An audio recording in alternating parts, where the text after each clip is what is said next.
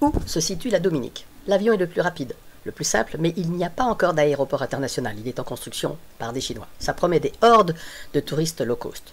Il faut profiter de cette île à la réputation d'une nature vierge et unique de toutes les Antilles. Elle est située entre la Guadeloupe et la Martinique. Il faut passer par l'une de ces deux îles pour s'y rendre en bateau. Ne pas confondre Dominique avec la République dominicaine. La République dominicaine est une île partagée avec Haïti.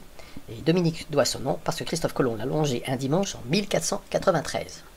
L'approche peut être houleuse. Des vagues au creux de 2-3 mètres sont habituelles. Il y a distribution de sacs à vomi. J'y suis allé en janvier 2024. Habituellement, on entre en saison sèche. Pas de chance, ce fut arrosé.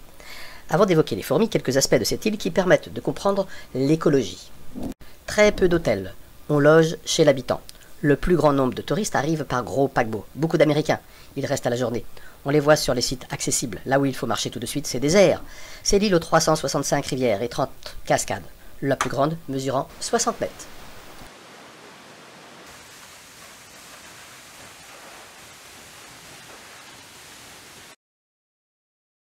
Qui dit rivière dit eau. Et de l'eau, il y en a énormément. Des volcans en sommeil attirent les nuages. On y trouve Rainforest et Cloud Forest. S'aventurer dans la jungle peut être dangereux. Beaucoup font avec des guides locaux. La jungle est partout. L'île est entièrement protégée de l'urbanisme. Il faut avouer que comme c'est pauvre, les maisons, des cases, résistent peu aux cyclones, qui sont dévastateurs.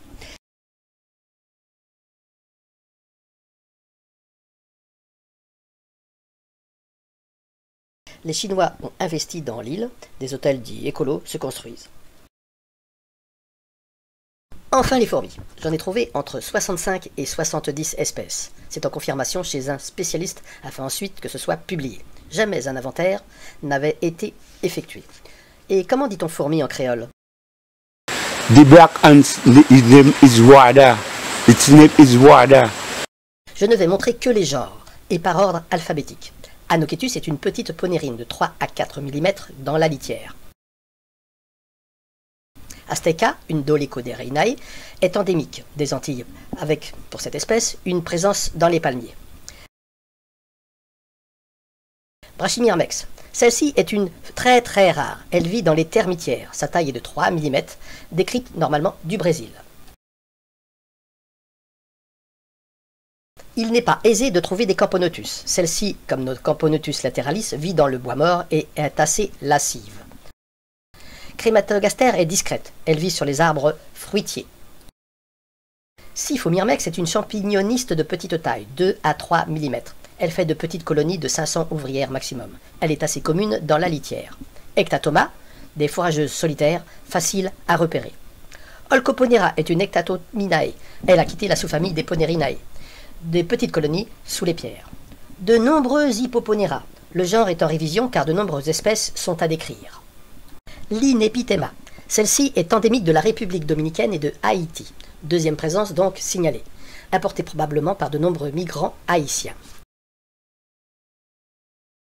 Mégalomyrmex, une rareté, se distingue des monomoriums par une échancrure sur le propodéum. Monomorium, des petites, celle-ci vit dans la litière, le bois mort. Mycetomoellerius, une petite champignoniste sud-américaine. Mycosepurus, encore une champignoniste d'Amérique latine.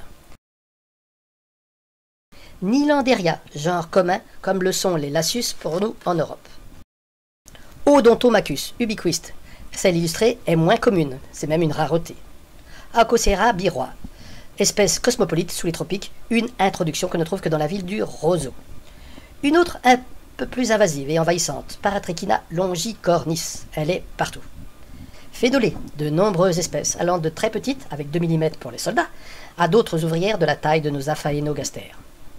Platithyrea, une belle ponérine d'Amérique centrale.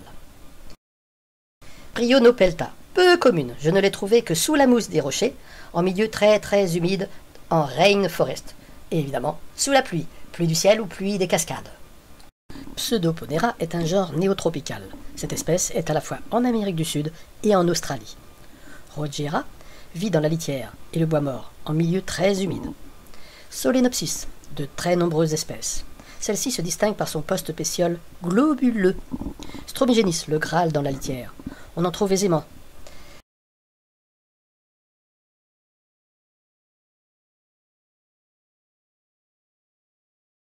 Tapinoma, cette espèce, Tapinoma litorale, porte mal son nom, car je ne l'ai trouvée qu'en altitude et en milieu très humide.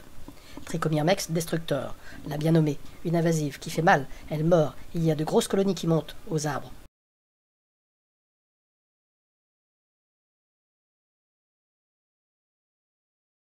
Et enfin, Wasmania oropunctata, la fourmi électrique. Là-bas, il y en a partout, mais pas trop d'impact sur la biodiversité, elle reste discrète en abondance de population. Voilà pour l'essentiel des fourmis. Moralité, il reste des endroits au monde où découvrir des fourmis pour la science. La Dominique est une île authentique qui gagne à être connue.